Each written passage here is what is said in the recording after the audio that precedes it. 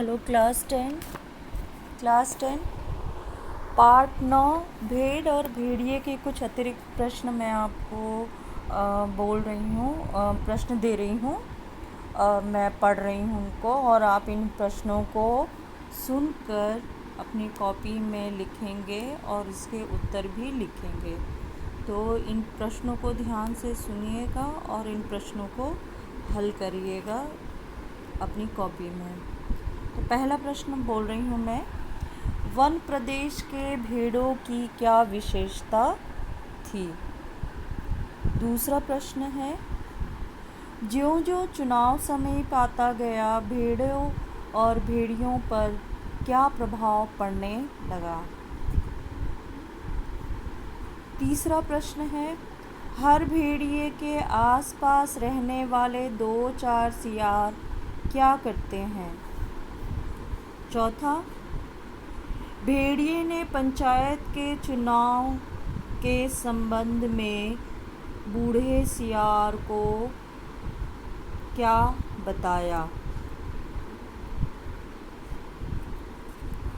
आगे है, भेड़िए ने कहाँ की आसमानी बातें करता है, भेड़िए ने सियार से क्यों कहा। अगला प्रश्न है,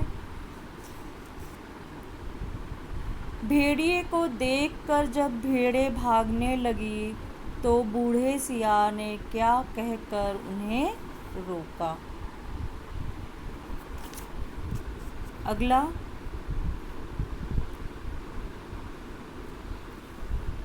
पंचायत में भेड़ियों ने भेड़ों की भलाई के लिए पहला कानून क्या बनाया।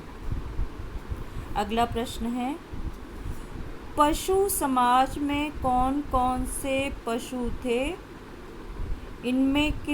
उनमें किनका बहुमत था। आगे अगला प्रश्न है, क्रांतिकारी परिवर्तन से समाज में क्या परिवर्तन होने वाला था। फिर अगला प्रश्न में देखिए,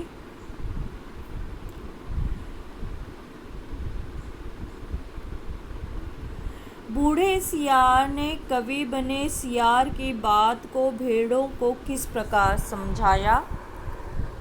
नेक्स्ट क्वेश्चन, नीले रंग के सियार ने क्या कहा। अगला प्रश्न, हरे रंग का सियार क्या बना हुआ था, उसने भेड़ों से क्या कहा। रंगे सियारों की बात का भेड़ों पर क्या प्रभाव पड़ा। आगे का प्रश्न है कि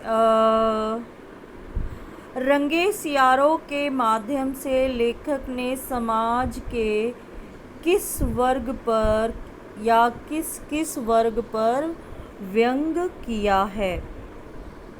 नेक्स्ट क्वेश्चन, इस कहानी के माध्यम से लेखक पाठकों को क्या बताना चाहता है।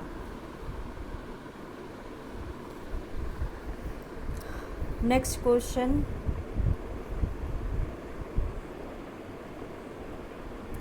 भेड़िए का रूप बदलने का भेड़ों पर क्या प्रभाव पड़ा।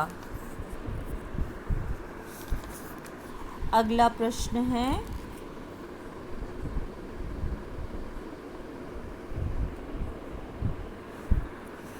भेड़े और भेड़िए कहानी के शीर्षक की सार्थकता पर प्रकाश डालिए।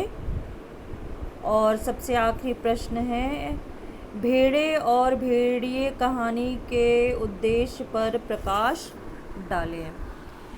इसके अलावा अन्य प्रश्न भी हैं जो कि मैं आपको देना चाहती हूँ। अगले प्रश्न, ये तो इसका प्रश्न हो गया है। आगे का प्रश्न मैं आपको बता रही हूँ कि हमें और कौन कौन से महत्वपूर्ण प्रश्न हैं जिन पर ध्यान देना चाहिए एक प्रश्न जो है वो ज़रूर आप करिएगा कि पाठ में आए मुहावरों का अर्थ लिखिए।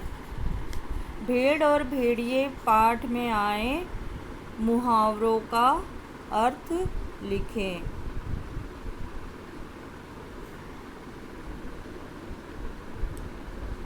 नेक्स्ट क्वेश्चन इसमें है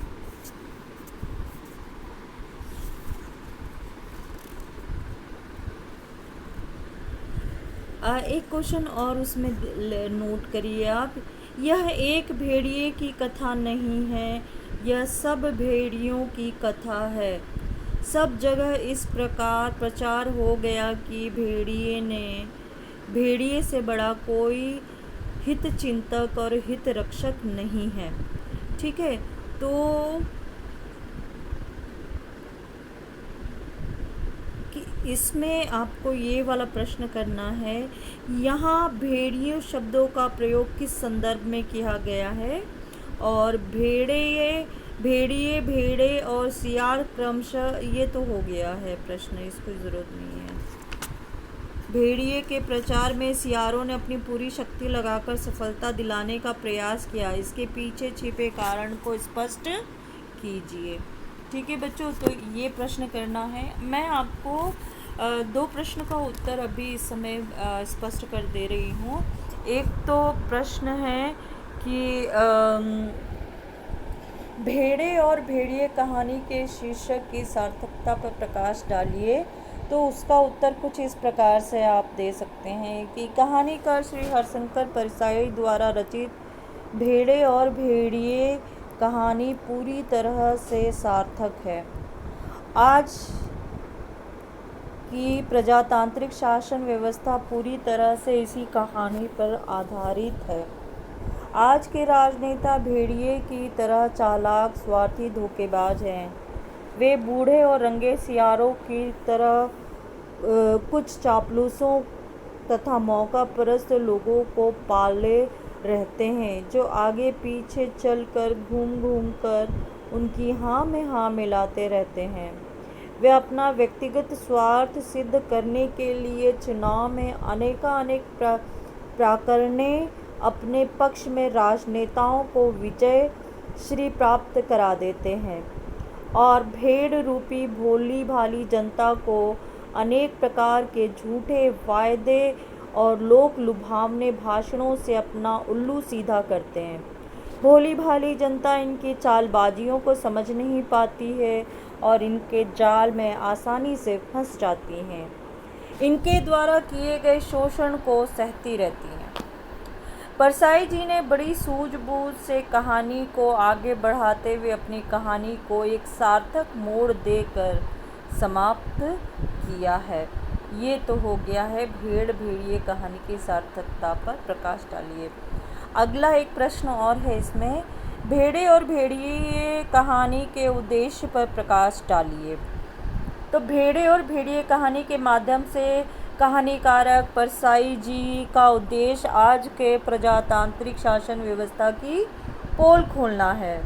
आज के धोखेबाज, झूठे, ढोंगी और चालाक राजनेता भेड़िए के रूप में अपना स्वार्थ सिद्ध करने में लगे रहते हैं और भेड़ रूपी सामान्य जनता का शोषण करते हैं। इन भेड़िए रूपी राजनेताओं के साथ बूढ़े व रंगे सियार रूपी चापलूस लोग रहते हैं, जो रात दिन इन नेताओं का गुणगान किया करते हैं और चुनाव के समय सीधी सादी जनता को बेवकूफ़ बनाकर उन्हें विजयी बनवा देते हैं, जिससे वे पंचायत में जनप्रतिनिधि बन जाते हैं और मनमानी कानून बनाते हैं। इससे भोली भाली जनता को अत्याचार का शिकार बनना पड़ता है। इस प्रकार इस कहानी के माध्यम से कहानीकार ने बड़ी कुशलता से ऐसी प्रजातांत्रिक व्यवस्था को उजागर किया है और सामान्य जनता को चुनाव के समय सूझबूझ कर सही निर्णय लेने के लिए प्रेरित किया है।